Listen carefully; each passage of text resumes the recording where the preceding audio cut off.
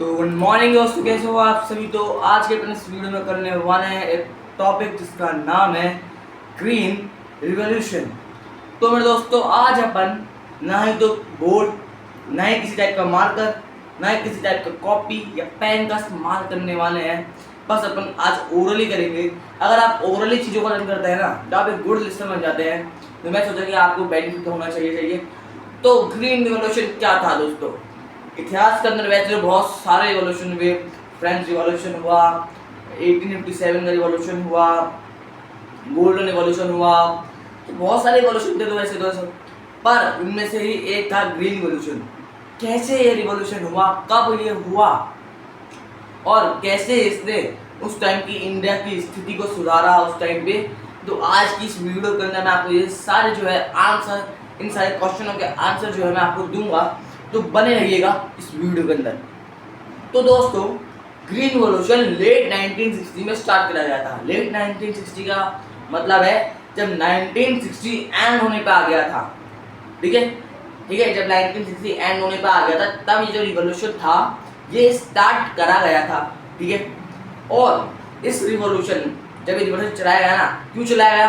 क्योंकि उस टाइम पे जब इंडिया के पास बहुत कम अनाज बचा था, और अगर वो अनाज खत्म हो जाता तो इंडिया के अंदर भूखमरी की सिचुएशन आ सकती थी उस वक्त। समझ रहे हो? भूखमरी का मतलब है जब अनाज नहीं रहता, फिर भूख से मर जाते हैं, भूखमरी। समझ रहे हो? वो वाली सिचुएशन इंडिया के अंदर आ जाती, और इस सिचुएशन को ना आए, ऐसे भूखमरी की सिचुएशन ना आए, इसलिए ग्रीन रिवॉल्यूशन चलाया गया। इस ग्रीन रिवॉल्यूशन के अंदर क्या हुआ, फार्मर्स को कहा गया कि आप गेहूं और चावल, क्योंकि यही दो सबसे ज़्यादा क्रॉप है जो एक इंसान खाता है। गेहूं की तो इंसान सबसे, मोस्ट ऑफ द पीपल जो है गेहूं की रोटी खाते हैं। आप सभी को पता होगा। अब कुछ होते होंगे जो मक्की खाते होंगे पूरे साल, या हो सकता है कोई बाजरे खाती होगा, कोई बाजरे का खाता होगा, पर मोस्ट ऑफ द पीपल रोटी खाते हैं, मतलब गेहूं की रोटी खाते हैं, और राइस को भी खाते हैं। मोस्ट ऑफ द पीपल भी। और वीट एंड राइस की कल्टीवेशन करें, इन फार्मर्स को कहा गया कि आप वीट यानी गेहूं और चावल को उगाइए। अब आप ऐसे वैसे सीड से मत उगाइए, ये मेन टॉपिक है। आप ऐसे वैसे अगर सीड से उगाएंगे तो मान लो अगर आपने एक सीड डाला गेहूं का, और जब वो उगा तो उसके एक प्लांट पे मान लो 5 सीड के, मतलब 5 गेहूं के दाने होंगे। पर हम आपको एक स्पेशल टाइप ऑफ सीड देते हैं, HVY सीड्स। इसकी फुल फॉर्म मैं बोलूँ, high varieties of breeding of seeds. ठीक है, और पर इसके अंदर क्या खासियत थी जो उस टाइम के फार्मर्स को कहा गया कि आप नॉर्मल सीड से मत उगाइए, हम आपको ये HVY सीड्स देते हैं, आप इनसे क्रॉप उगाइए अपना। क्योंकि ये जो HVY सीड्स जब अपन डालते हैं जमीन के अंदर, और जब इसका जो पौधा उगता है तो उसका जब प्लांट होता है ना, जहाँ पर मैंने नॉर्मल दाने से, नॉर्मल बीज से गेहूँ के 5 दाने उड़े थे एक पौधे पे, पर अब जब मैंने HIV सीड्स डाला तो मेरे एक ही पौधे पे 10 दाने गेहूँ आ रहे, तो मुझे प्रॉफिट हुआ कि नहीं हुआ, और ज़्यादा अनाज उग रहा है। तो अब फार्मर्स क्या करते हैं, HIV सीड्स को उगा रहे थे, डाल रहे थे जमीन के अंदर, और छोटी सी जमीन पे ही बहुत ज़्यादा अमाउंट ऑफ ग्रेन अनाज उगा रहे थे, और इससे इंडिया की सिचुएशन थोड़ी सही हो रही थी। ठीक है, उस टाइम की जो फूड से जो प्रॉब्लम थी इंडिया की, वो सॉल्व हो गई थी ग्रीन रिवॉल्यूशन के कारण।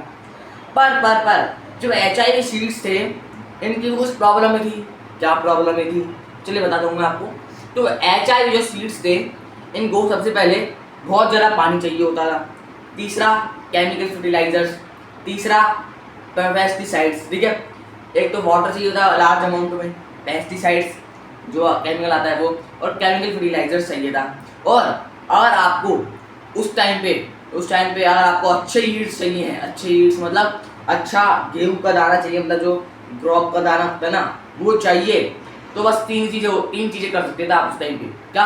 एक तो केमिकल फर्टिलाइजर यूज़ कर लो, पेस्टिसाइड यूज़ कर लो, और आपका इरिगेशन सिस्टम अच्छा होना चाहिए। इरिगेशन सिस्टम तो जानते ही होंगे, ऐसा सिस्टम जो क्रॉप्स को पानी प्रोवाइड करवाता है ना, सिस्टम के थ्रू। इरिगेशन मतलब जानते ही होंगे आप, तो supplying water to the plant. तो अच्छा इरिगेशन सिस्टम चाहिए था, केमिकल फर्टिलाइजर्स चाहिए थे, एंड पेस्टिसाइड चाहिए था। ठीक है, ये मैंने आपको कुछ बताया। पर कोई भी चीज़ होती है तो उसका एक डिसएडवांटेज होता है कि नहीं होता है, आपको पता है। तो ये जो ग्रीन रिवॉल्यूशन था, इसका डिसएडवांटेजेस क्या थे? सबसे पहला, जो क्रॉप था HIV सीड से उग रहा था, उसको बहुत ज़्यादा पानी चाहिए था और उस टाइम पे फार्मर्स ज़मीन का पानी यूज़ करते थे, तो ज़मीन के पानी का जो लेवल था वो कम हो गया था। ठीक है। दूसरा, केमिकल फर्टिलाइजर्स और पेस्टिसाइड यूज़ करने के कारण जो सॉइल थी उसने अपनी फर्टिलिटी को लूज कर दिया, लूजेज ऑफ सॉइल फर्टिलिटी। और तीसरा, जो ग्राउंड वाटर होता है, ज़मीन का पानी, और नेचुरली जो फर्टिलिटी जो उपजाऊता ज़मीन कुदरत से हासिल करती है ना, जो फर्टिलिटी सॉइल अपनी नेचर से प्राप्त करती है, वैसी फर्टिलिटी को बनने में और ऐसे ग्राउंड वाटर को बनने में बहुत ज़्यादा टाइम चाहिए होता था। ऐसा नहीं कि एक दिन में ही बन जाएंगे ये, अगर इनको एक बार आपने ख़त्म कर दिया तो बहुत ज़्यादा टाइम लगेगा इनको वापस बनने में। ठीक है। तो और अगर ये एक बार डिस्ट्रॉय हो जाए, अगर ये ख़त्म हो जाए, तो इनको वापस से बनाना बहुत मुश्किल है, एक दिन में या बहुत कम टाइम में।